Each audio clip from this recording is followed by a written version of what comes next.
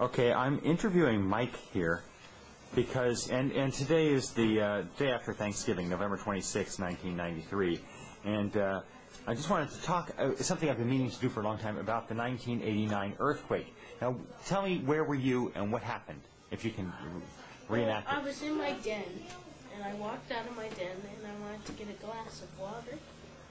So I went up into the cabinet to get a glass of water, and then when I got the glass, I sat on the counter, and right when I slammed the cabinet door, the earthquake started, and I thought I started the earthquake.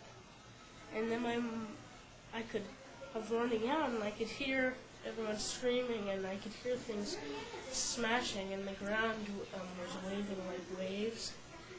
In your house? Yeah, and the armoire was almost falling down. And it took a while because the lock was sort of jammed from the shaking. The deadbolt, you mean? Yeah. So we ran out, and then we were outside, and then the earthquake stopped, and then our friends were out there too, and so we stayed out there and we played most of the rest of the day. Did you have a tough time getting out the front door, or how was that? Oh, well, actually, I told you, it was sort of hard walking, though. Now, what was everybody else doing? They were running out with me. Okay. Okay, now I'm talking to Alex, and Alex, why don't you tell me what you remember about the earthquake? Now, your memory is a little different from Michael's. Here's Michael sitting over here. But that's okay, because I want to know how you remember these things and what you I was think. in the kitchen. And then I was getting some bread to make a sandwich, and I felt the roof shaking, and I heard a bunch of objects being thrown to the floor. In the kitchen? Yeah, or in the breakfast room, actually. Oh, in breakfast room. And then so I heard my mom yelling earthquake, and we all ran to the front door, and everyone was fighting over to get... Now, who was everyone? Tell me who was there. Nicholas, Samantha, my mom, Michael, and I. And we were fighting to get who to open, to find out who get to open the door first, because everyone wanted to get out at once. So when we opened the door, everyone ran down the stairs, and some of us jumped, and then it was all... This story is not true, I hope you know. Wait, say that again, right? Alex? This story is not true, so I hope you know that. Okay, now what do you remember happening at the earthquake? Where were you? What earthquake? In 1989. Well... Where were you? Be serious. Yeah, this is... I was at Tower Records. Oh, come on, give me a break. I was in my house, and then the house started to rumble. But what were you doing? That's what I want to know. I was on the counter, and... No, you weren't. You were laying with my mom. He was laying with my mom. Nick, have a seat. Nick, have a seat over here. He was laying with my No, mom. Samantha was. Don't interrupt me. Samantha was laying with Nicholas was sitting in the den watching TV. No, he was upstairs, I remember, playing with his little cars. And where were you? You were in the kitchen? I was in the kitchen. How do you know he was playing with his cars Because if you were in the kitchen? I saw him. He ran down and he told us I was playing with my cars, and then I was smashing my cars together, and then the room started shaking. Oh, really? Okay. Okay, I'll tell you the whole Now, story. go ahead. Okay. The earthquake. Alex was getting a piece of bread, and Michael was going to the bathroom. And my mom just laid down with Samantha, and I was upstairs playing with the cars, and then all of a sudden, a big shake came to the house, and then we all jumped out. Now, what did you think when this was happening? Was it? I thought it was. He thought it was the cars because he was smashing all the cars and jumping up and down, and I thought it was the cabinet. Because I was young.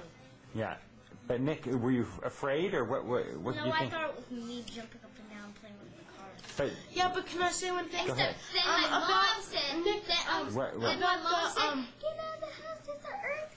so was she afraid? When we Was went she shouting? outside, we played for the rest of the day with our next door neighbors football out in front, and The Rizzos? most of the rest of the day was fun, but there was lots of aftershocks, and the power was out, and all we had were candles and lights and flashlights, and it was really dark. So we went over to their house at night, and we brought the dinner because my mom was cooking a big meal roast and everything. Not roast, well, stew. And so, since it wasn't all the way cooked, our next door neighbors had a gas stove, so we could bring it over there and we could cook it. We had an electrical stove, so because the power was out, so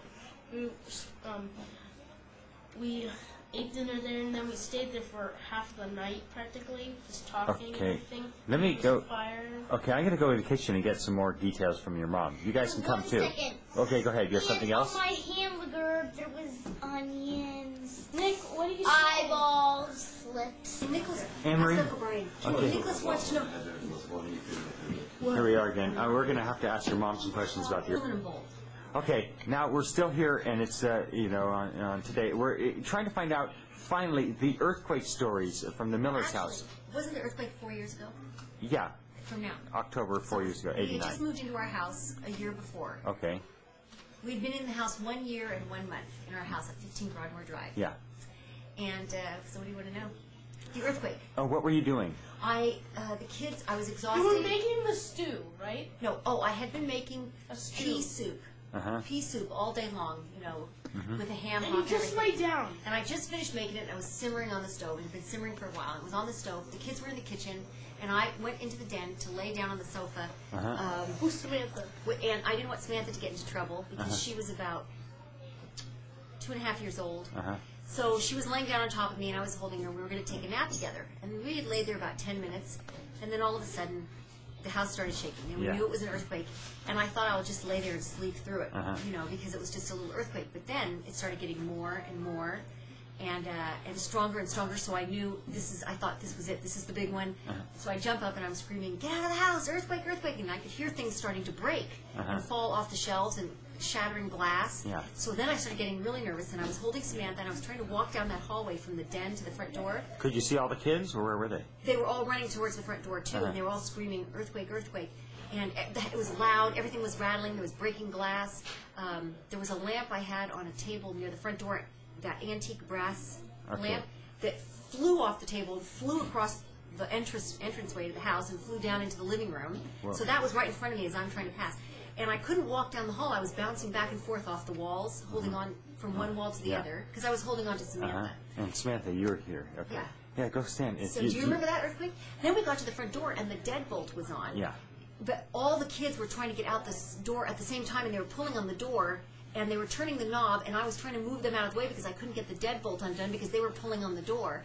And everybody was screaming, and so... what were they screaming? Or what was just, happening? "Open the door! Get out of the house! Open the door! Earthquake! Earthquake!" Everybody was just screaming, and then we sort of opened the door and got the door open and ran down the stairs, and then it was like everything was different outside. Everything was quiet. You couldn't hear anything. It was like everything was normal. What? Birds were chirping. But then we went outside and we walked out, which is the wrong thing to do, but who cares, because I knew it was quiet outside. Everything was getting smashed inside.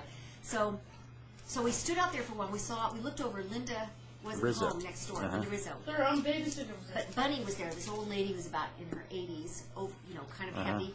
She was there with the kids, and she kind of went out, and she didn't want to scare the kids, so she just said, "Ooh, that was a big one," "My goodness." But she looked like she was really flustered. And she sat down on the stairs, and she kept going like this, to her heart. She was really upset. And then did Linda come home then? Then my neighbor came home, so none of us went in the house. We all stood outside. Oh, by the way, her husband came, and he had just got off the Bay Bridge when the Bay Bridge crashed. No, he had been on the Cypress. Right. And he didn't know anything about the earthquake. Is that right? No, he had just gotten off the bridge and was home 10 minutes after. Then we went back in the house. And he didn't know that there had been a quake? He didn't even know there was a quake. Yeah. And then we were standing outside, so we ran in, and all the power was off. One phone call. I got one phone call. The phone rang. I picked it up. It was Mike. And I was yelling. Did you feel that? We were just yelling. And then he said, I'm going to try and get home. He goes, I'm going to try and get home. And I said, okay. And he works at 19th and Terraville. Yeah. But it took him a half an hour to get home because the lights, none of the street lights were working anywhere. So he had to go a real roundabout way through St. Francis Woods where there was less traffic and all the way down to get home. And then it started getting dark and there was no lights. Of course, no one had any batteries. We didn't have a little TV to watch anything, so we didn't know what was going on. But it was really eerie because the whole city was quiet.